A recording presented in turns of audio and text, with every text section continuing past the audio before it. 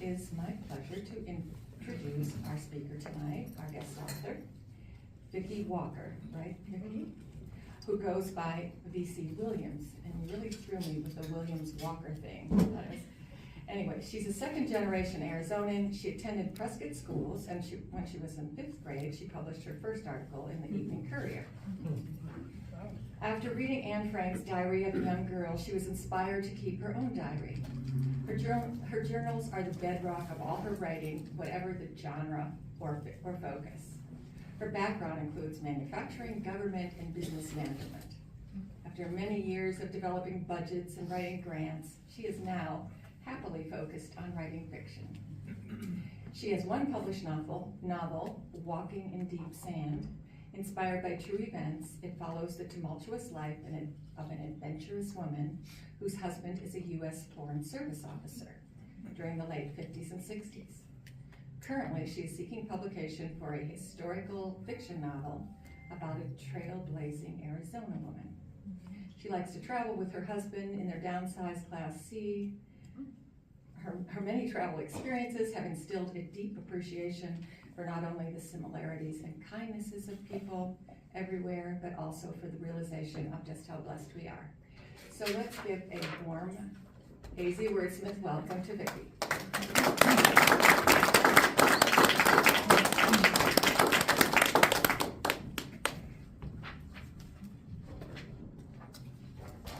Well, I thank you very much for having me here. It's a great opportunity to see how little I can read in public.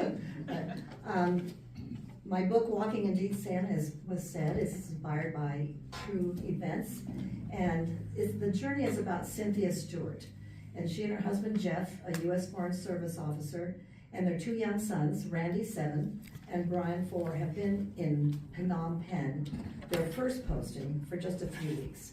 We pick up the story after Cynthia has begun flying lessons. And I start with a quote.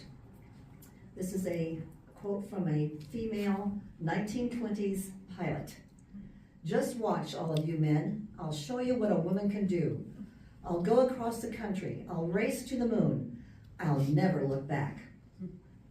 Phnom Penh, May 1959. Every Saturday morning, Cynthia put on khaki shorts, a sleeveless cotton blouse, and tennis shoes, and drove to the airport to meet Marius. One morning while she arrived, a man from the French embassy introduced himself to her. After they exchanged pleasantries, he asked her, "How well do you know Monsieur Gardinier?" Cynthia was taken aback at the question, but she answered, "I've only recently met him. My husband arranged for me to take flying lessons from him, and I just started a couple of weeks ago." "Oh yes, I remember now. I believe your husband asked the embassy for a reference on Monsieur Gardinier, which we were happy to provide." He looked out at the runway in the distance. He slowly removed a cigarette from a silver case, lit it, and said, "Of course, you understand that our reference was based solely on our experience with Monsieur Gardinier during his time in Cambodia." Cynthia, who had been searching the skies for Marius's little plane, immediately looked at the man beside her. "Oh, how interesting. Would you mind telling me how long Monsieur Gardinier has been in Cambodia and what you know of his background in France?" The darkly handsome man in his 30s wore sunglasses and an open-neck polo shirt over gray slacks. He turned to look at her and replied, "If I remember, I believe he came here from France around 1955 or 1956. I heard that he was part owner of a business somewhere in the south of France." He paused and in a low voice said, "Madame Stewart, I want to assure you that we have no official record of any irregularity, but I want you to know that there was a rumor that Monsieur Gardinier, or people he was close to, may have been involved in a smuggling operation." Cynthia's mouth fell open and her eyes opened wide. He continued with the story. There was some evidence that his flying business may have been illegally transporting French goods to somewhere in North Africa. "That's incredible! But those are just rumors, correct? What kind of goods?" The Frenchman puffed on a cigarette and gazed around the airport. "Inconsequential items, such as liquor, like brandy and champagne." But there was a hint of some connection with the Corsican mafia, which is involved in trafficking of narcotics. The United States was very interested. Neither the U.S. nor the French authorities were able to substantiate their suspicions. However, the authorities did have a man working undercover, and unhappily that man disappeared. He disappeared? What does that mean? Was he killed or something? Madame Stuart, do not alarm yourself. I'm sure no one was killed, but it does seem a coincidence that just when the undercover agent was getting close to the truth of the matter, he suddenly dropped out of sight. That was several years ago, about the time that Monsieur Gardinier arrived in Cambodia. Why did you give him a good reference if you think him guilty of something? Cynthia was surprised at her defensive attitude, since she barely knew Marius. Her remark drew a quick look from the Frenchman. He was clearly puzzled at her demeanor. Madame, nothing could be proved. His record is clean, and there was no reason to harm his reputation based on suspicion only. And you must know that filling teaching positions in the local schools, like the one Monsieur Gardinier has, is not so easy. He threw his cigarette down on the ground and stubbed it out with his shoe. Why did you tell me all this? I'm just a flying student. Madame, you are also the wife of a United States Foreign Service officer. I believe there is nothing to be concerned about, but in any case, I felt you should know. Well, why didn't you tell all this to my husband? Frankly, you are the one spending time with Monsieur Gardinier. We thought you may be useful. Do you want me to spy on him? If so, I'll tell you right now, I won't do it. We would never ask you to do such a thing. However, if you do find out anything we may be interested in knowing, please call. He handed her his card. I hope you enjoy your flying lessons, Madame Stuart. May I say it has been a pleasure to speak to an American who speaks my language so beautifully. Au revoir, Madame. He kissed her outstretched hand and walked away just as Cynthia saw Marius's plane touch down. Her thoughts were a jumble as she tried to sort out all that she'd heard, and she briefly considered canceling the lessons. But as she walked over to where Marius parked, she changed her mind. There was no reason to cancel. If there was any real concern, the man would have told her. She convinced herself there was nothing to worry about. She smiled and waved to Marius as he began walking toward her. She would not let this rumor quash her plans. Cynthia wanted to spend as much time in the little plane as possible. During the week when he was done for the day at the Cambodian school where he worked, Marius not only provided ground school instruction, but scheduled more flight time for as long as the flight lasted, usually at Cynthia's insistence. After 2 weeks of the schedule, Marius voiced his astonishment at her determination. Are you sure you've never had a lesson before? You catch on so quickly. Frankly, I was a little worried about working with a woman. Up to now, I've only taught men or teenage boys. They were sitting at a table in the little hangar where he kept the Cessna. Several aviation instruction books and schematics were laid out, with a few maps of the area scattered about. Cynthia replied defensively, So, Monsieur Gardinier, you don't think a woman can learn to fly? Or rather, you don't think a woman should fly, is that it? Oh, no, that's not what I meant at all. Because if you can't work with a woman, I'll be happy to find someone who can. Cynthia stood up and began to walk out to her car. Marius ran up behind her and grabbed her arm. Mrs. Stuart, please forgive me. I'm sorry I offended you. Please don't go. Cynthia stopped, coolly appraised his hand on her arm, and then looked up at his face. He removed his hand and said, I only meant to say that you're such an excellent student. You have a natural ability I rarely see. Most of my students, the men, aren't interested in the complexities of aviation like you are. He stood back and waved his hand toward the hangar. Please, may we continue? Cynthia walked back to the table and sat down. If we're going to be working together, why don't you call me Cynthia? Marius hurried back to the table, took a seat next to her, and said, That would be very agreeable, Cynthia. And please, call me Marius. He smiled as he looked at her, her blue eyes engulfing him. Cynthia caught his puppy dog look and said, Marius, there is something you need to understand about me. I am not like most women you may have known. I am very independent, and I know what I want. I will not put up with any condescension. I do not want to be treated like a weak, silly female who can't stand up on her own 2 feet without some man holding her up. She looked into Marius's eyes. Marius, mesmerized, could only nod. And if you ever put your hands on me like that again, "Oh no, Cynthia, you don't need to worry, I'll never do that again." The lessons continued, and soon Marius and Cynthia found they had much in common.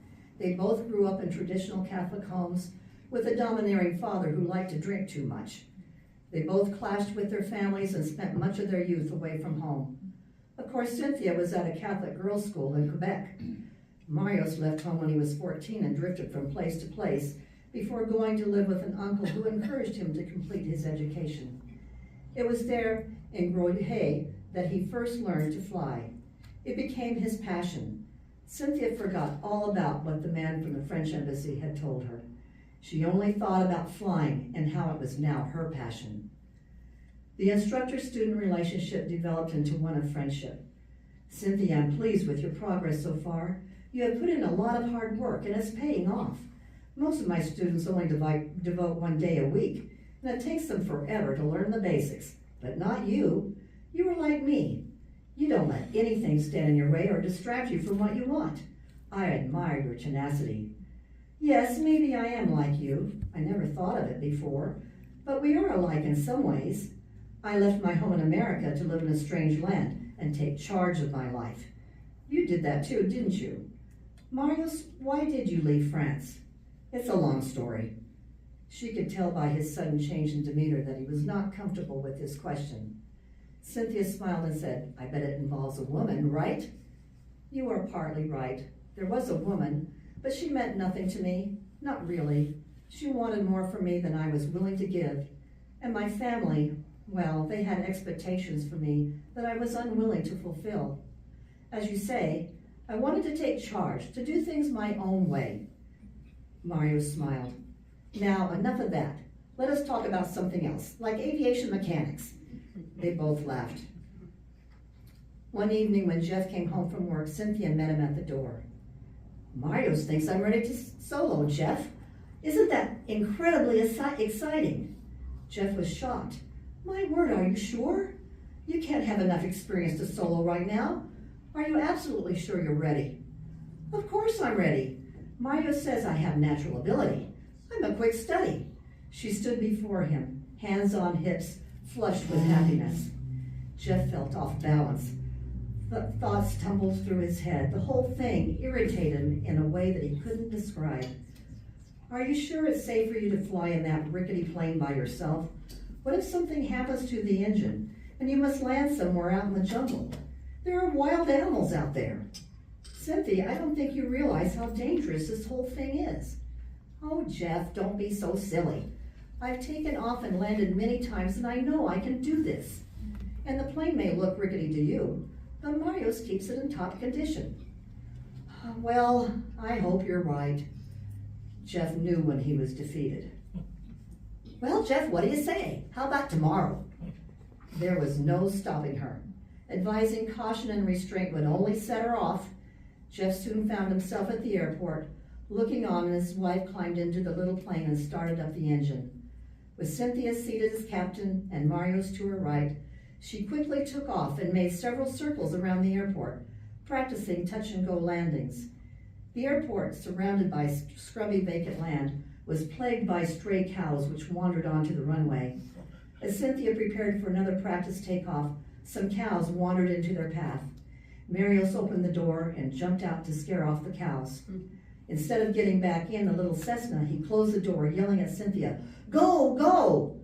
It was now or never. The engine was running, and Cynthia, without another thought, powered up the engine and roared down the runway. With the cows grazing just a few feet away, she pulled back the yoke, felt the wheels leave the pavement, and she was off. It was exhilarating. Cynthia felt a rush of euphoria like she'd never known. Even though she'd taken off many times before, this time was different. She laughed out loud with realization that she alone was flying this plane, completely in charge of what happened next. "Hurrah, look at me," she shouted out. "There's no one to tell me what to do or how to do it." Once at pattern altitude, about 1,500 feet, she looked around and thought about where she should go. Wouldn't it be fun to just zip off somewhere else?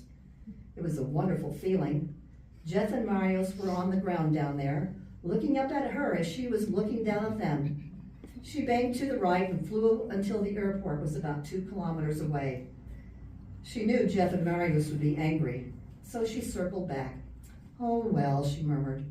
I guess I better stay in the pattern after all. But next time, freedom. After circling the airport a few more times, Cynthia landed and taxied to where Marius and Jeff were waiting to congratulate her. She couldn't quit smiling. For the first time in a long time, she felt proud of herself. It was a glorious feeling. Now nothing would hold her back. Not Jeff, not Randy and Brian, no one.